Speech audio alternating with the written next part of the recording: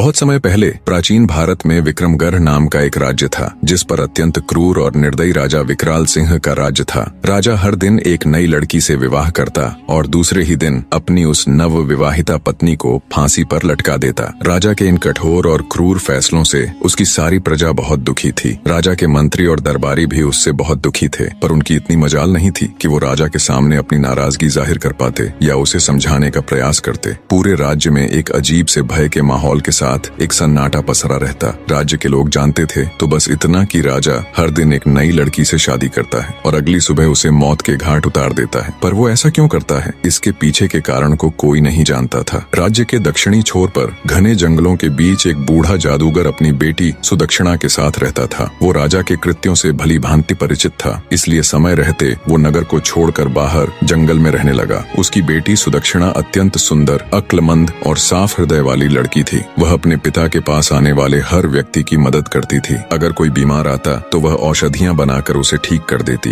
अगर कोई दुखी आत्मा उसके पास आती तो वह अपनी बातों से उसे सुकून देती। एक दिन जब जादूगर को किसी कार्य से नगर जाना था तो सुदक्षिणा भी जिद करके उस दिन अपने पिता के साथ चल पड़ी। जब दोनों नगर के प्रवेश द्वार पर पहुंचे तभी नगर से रोते बिलखते, राजा को बद्दुआएं देते लोग आज फिर से उसके द्वारा फांसी दी गई एक लड़की के शव को उठाए आ रहे थे। बूढ़े जादूगर ने उनको देखा तो उसको सारा माजरा समझते देर न लगी। उसने तुरंत अपनी बेटी को वहां से चलने के लिए कहा, पर सुदक्षिणा ने जब उन रोते बिलखते लोगों को देखा तो उसका हृदय द्रवित हो उठा। वो बोली, नहीं पिताजी, पहले मुझे ये जानना है कि ये लोग क्यों इतने दुखी हैं और क्यों ये राजा को भला बुरा कह रहे हैं। जादूगर के बहुत समझाने पर भी वो वहां से नहीं गई। कुछ लोगों से जब उसने इसका कारण पूछा तो लोगों ने उसे एक बार के लिए अजीब निगाह से देखा और बोले, क्या तुम्हें कुछ नहीं पता? सुदक्षिणा के मना करने पर उन लोगों ने अपनी पूरी पीड़ा भरी दास्तान उसके सामने कह सुनाई। सारी बात सुन सुदक्षिणा एकदम सन्न रह गई। कुछ देर बाद वो अपने होश संभाल अपने पिता से बोली, पिताजी, मैं राजा के साथ विवाह करना चाहती हूँ। बेटी के मुख से ये बात सुन जादूगर सकते में आ गया और बोला,